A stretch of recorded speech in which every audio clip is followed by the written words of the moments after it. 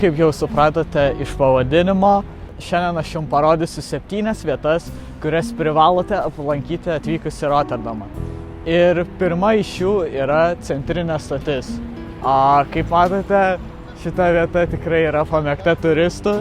Labai daug žmonių čia ir, kaip matot, fotkinasi kadrą. Čia irgi fotkina kažką. Tai dabar šiek tiek papasakosiu jums apie šitą stotį. Tai prieš tai čia stovėjo būtent toksai senas pastatas ir tada dėl naujųjų greitųjų traukinių ir spartėjančio žmonių srauto 2014 metais buvo baigta jo statyba ir dabar šis pastatas per dieną aptarnauja 120 000 žmonių.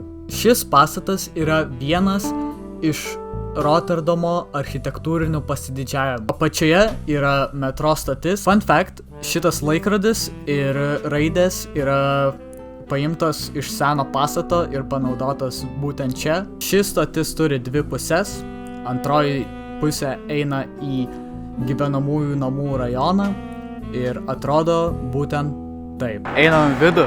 Erdvės išlaikytos didelės, kad žmonės čia ateitų ne vien tik dėl to, kad tiesiog važiuot kažkur su traukiniu, bet ir dėl to, kad galėtų tiesiog čia susitikti, susiburti jau prie pačių bėgių. Markthal šeštadieniais ir antradieniais čia vyksta nuo 12 gal iki 6 valandos vakaro vyksta turgus. Čia atvažiuoja visokie ūkininkai parduoti šviežių produktų. Būtent šis išskirtinos architektūros pastatas buvo pastatytas tos pačios kompanijos, kuri pastatė ir centrinę stotį. Šis pastatas atsidarė 2014 metais, taip pat kaip ir centrinė stotis. Basically, šitas pastatas yra skirtas maisto parduotuvėms, restoranams ir taip pat čia yra gyvenamieji apartamentai.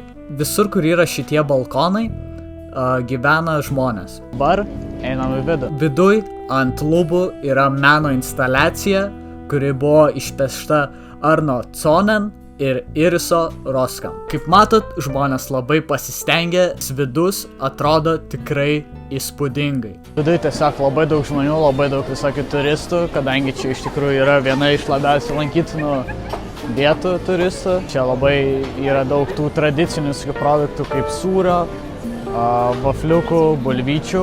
Tai čia toks tradicinis olandų maistas ir labai daug restoranų. Sekanti vieta, kurią privalot aplankyti Rotterdame, yra Cube Houses, arba lietuviškai kubiniai namai, kurie buvo pastatyti 1977 metais ir suarchitektuoti Pito Blomo. Architekto idėja buvo pavaizduoti kaimelį didelio miesto širdyje. Kaip matote, visi namai yra pakelti ant kolonų, nes architektas vaizdavo namus kaip medžius, norėdamas suteikti gamtos jausmą. Taip pat šita kubinių namelių lokacija išsiskiria tom, jog čia buvo nufilmuotas vienas iš Jackie Chano filmų, kuris vadinasi Who Am I? Mano nuomonė, šitie kubiko namai yra labai įdomios architektūros ir dėl to aš manau mes negalime praleisti ir nepamatyti vidaus. Atėjom į namelį. Taip atrodo čia. Ir esam virtuviai to kubinio namelio viduj. Bilietas kainuoja 3 eurus. Jeigu esi studentas, tada 2 eurai. Bet aš pasakiau, kad aš jau antrą kartą ir kad čia atėjau pafilmuoti tiktais. Sako, eik. Tai manau, jeigu gražiai pašnekėsit, galima ir nemokamai susitarti. Dabar atėjom į miegamąjį. Pone. Lipam į 3 aukštą. Čia, manau, geriausia vieta 3 aukštas yra. Čia žiauriai gražu. Tipinė vieta nusifotkinti yra. Dabar biškį pasėdėsiu, pailsėsiu. O šiaip tai žiauriai fainas kambarys. Toks labai jaukus. Ir man patinka, kad čia daug langų, tai jis toks labai šviesus ir pro langus labai fainiai matos viskas. Hey. Pakankamai pabuvom čia, dabar judam į kitą lokaciją. Atėjau prie Švento Lorenco bažnyčios. Tai yra dar vienas iš objektų, kurį mes privalome šiandien pamatyti. Ši bažnyčia buvo pastatyta 15 amžiuje ir tai yra vienintelis išlikęs pastatas nuo viduramžių laikų Rotterdame. 1940 m. gegužės 14 d., kai vyko nacių bombardavimas Rotterdame, by the way, čia antro pasaulinio karo metu viskas vyko, ši bažnyčia buvo labai suniokota. Pasibaigus karui, šią bažnyčią buvo planuojama nugriauti, bet Nyderlandų karalienė Vilhelmina to neleido. Ir 1968 metais jinai buvo pilnai restauruota. Vėsi tyliai, esame jau bažnyčios viduje.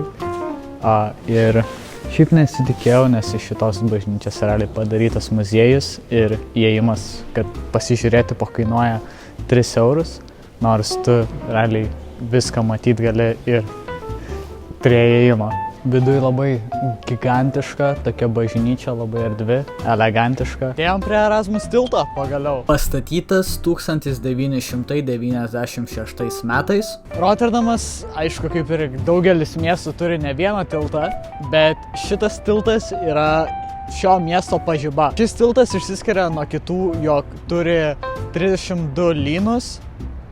Tuos sukabintus, kaip matot. Tai yra 802 metrų ilgio tiltas, kertantis upę Reiną. Esam netoliese Euromast bokšto. Tai yra apžvalgos bokštas, kuris pastatytas 1960 metais. Šitas bokštas man visai primena iš tikrųjų Lietuvos televizijos bokštą, nors jis nėra toks aukštas kaip Lietuvos televizijos bokštas. Šito bokšto aukštis yra 185 metrai. Nors šitas bokštas nėra toks aukštas kaip Vilniaus televizijos bokštas, aš manau vis tiek bus įdomu pamatyti, kaip atrodo Rotterdamas iš viršaus.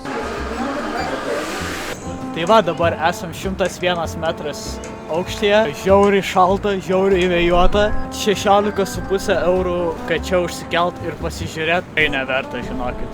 O gal ir verta, jeigu taip gražu.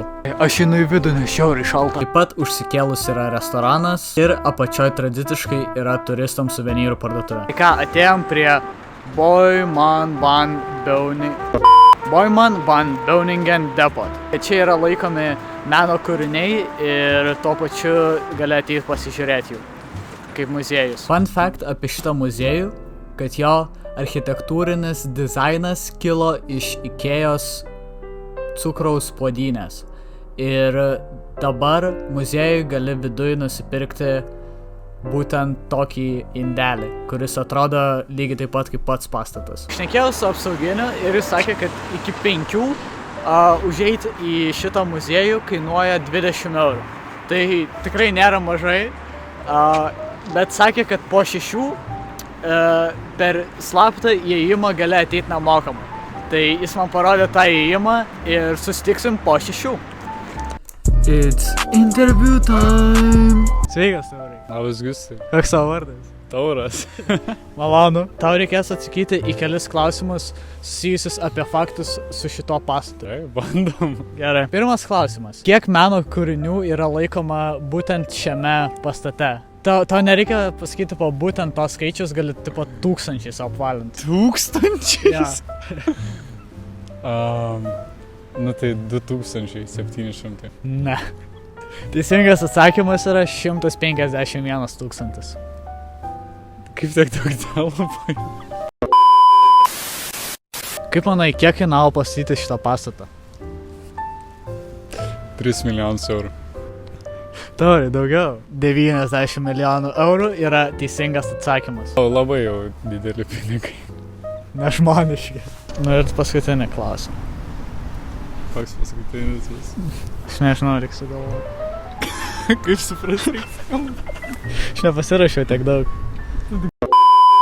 Ir paskutinis klausimas. Kaip manai, kelintais metais buvo pastatytas šitas pastatas? Kada jis atsidarė? 2016 metais. Ne, bet arti. 17. Taip, o gal atspėsi ir mėnesį ir dieną? Gegužės 9. Šiauriai arti. Tas paskutinis šansas. Nežinau, gegužės 17. Taip, teisingai. Teisingai, Taurai. Rimtai? Taip. Sveiki. Mes jau esam ant muziejaus / kolekcijų namų stogo.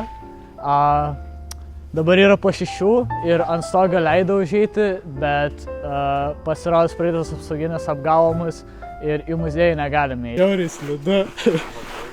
Eik.